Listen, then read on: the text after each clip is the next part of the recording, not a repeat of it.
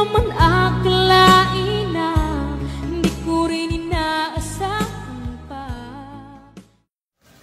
Narito tayo ngayon upang matunghayan ang nagiinit, nagbabaga, at talaga namang usap-usapan at nagtitrending na latest issue ni Ate Erica. Sa pagpapatuloy ay narito muli si Kalingap Val Santos Matubang upang pag-usapan ang issue sa pagitan ni Ate Erica at ng kanyang pamilya, lalong-lalo na sa kanyang lolo na si Lolo Miguel.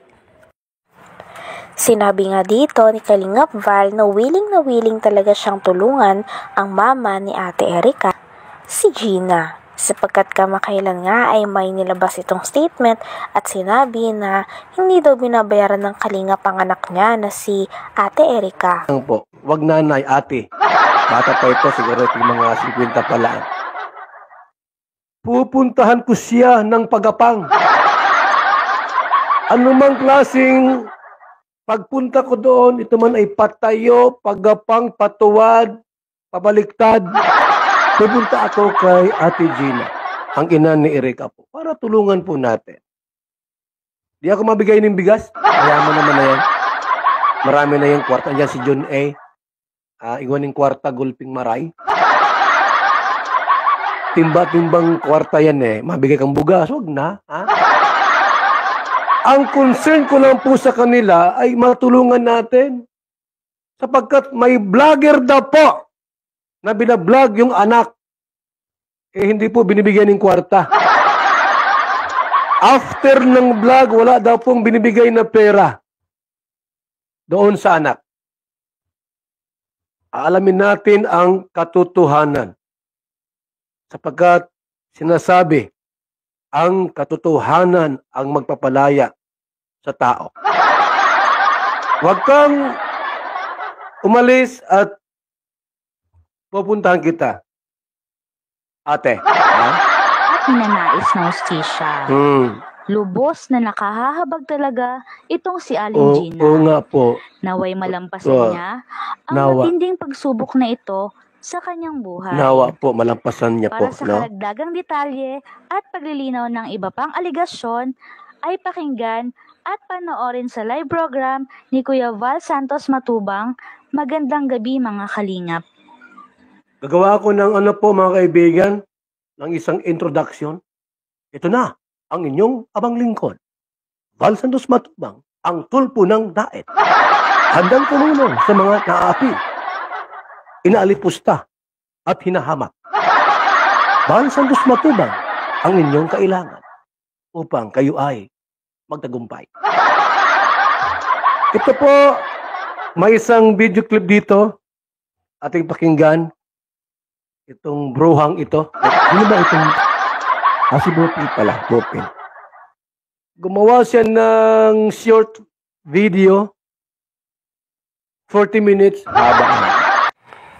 Sabi nga dito sa reaction video na pinapanood ni Kalingap Val ay kung nagpa-interview daw si Gina ng mama ni Ate Erica ay bakit pa daw dinadamay at dinadawit ang pangalan ng buong Kalingap lalo na ni Kalingap Rab. Matagal na raw nawala na si Ate Erica sa poder ng Kalingap kaya bakit kailangan pa daw banggitin ng Kalingap sa bawat interview nila. Ang video clip dito ating pakinggan. Itong bruhang ito. Ano ba itong? Si Bopil pala. Bopil. Gumawa siya ng short video. 40 minutes. Pakinggan natin po. Huwag nating tapusin. Yun lang mahalagang bagay. Bukas ulit yung iba. Okay. Ito po. Atin mo ng palakbakan. Bopil Vlog. Sa kanyang video. Tungkol dito. Yung pera? Ano po ang motibo? Ano ang layunin? At ito ay isinisiwalat nyo yung ganitong bagay sa social media. Ano po ang motibo? Anong layunin? Layunin bang ipahiya? O layunin bang mabawi? Tanong ko lang po, kung layunin bawiin, pwede naman po siguro wala naman kayong alitan. Samaan ang loob ni Kalingap Rab. Pwede naman po siguro na kayo ay nag-inbox, kinausap nyo ng masisinan o yung nagpadala ka. Madam. Tinatanong ko, ano po ang motibo, ano ang layunin, at bakit po ito ay isinisiwalat ninyo? Ang motibo ba ay pahiya o motibo ay bawiin ng pera? Shout out. Good morning, good evening at mega love shout out sa inyo lahat, sa lahat ng ating mga minamahal na viewers.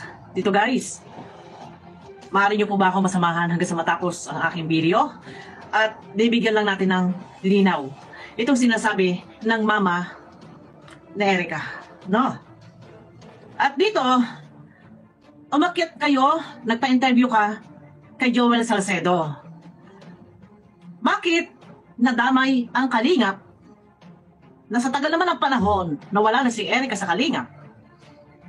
Bakit Kalingap pa rin ang pinag-uusapan? Nananahimik ang Kalingap, si Kalingap Rab, ha? Di ba?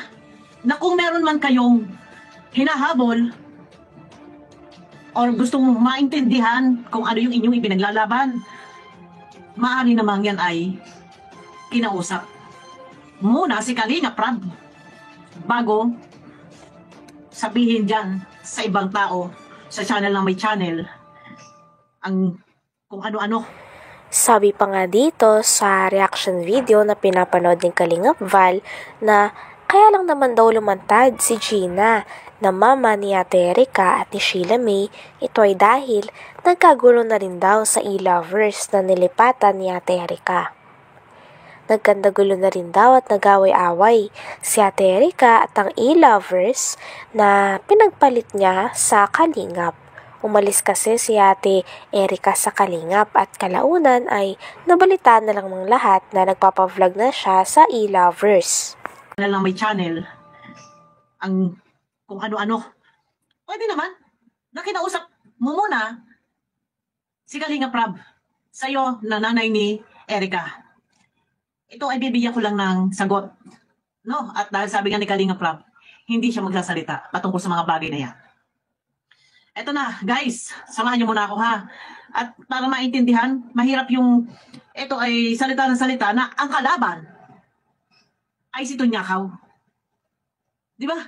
Si Tunyakaw yung kalaban mo. Kasagsagang ang issue ay na kay Tunyakaw. Bakit?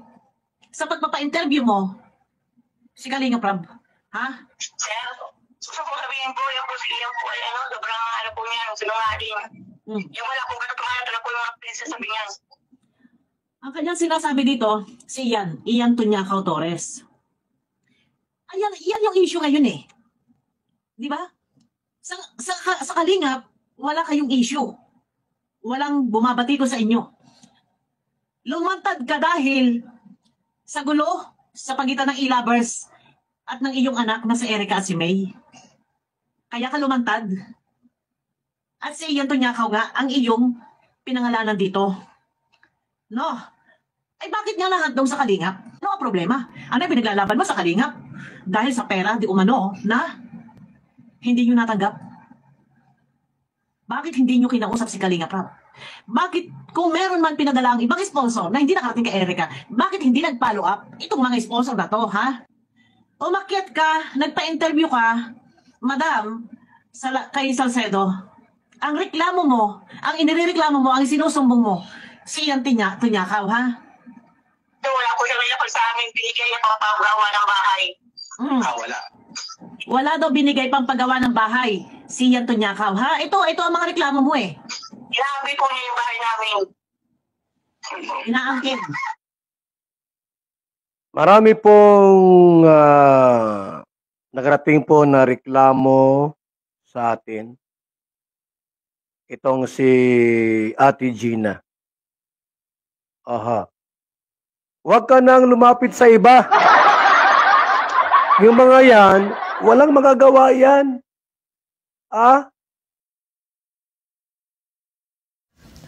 Hanggang dito na lamang muna ang ating nag-iinit, nagbabaga, pinag-uusapan at talaga namang nagtitrending na latest issue ni Ate Erica. Maraming salamat sa inyong panunood. Hanggang sa muli. Bye!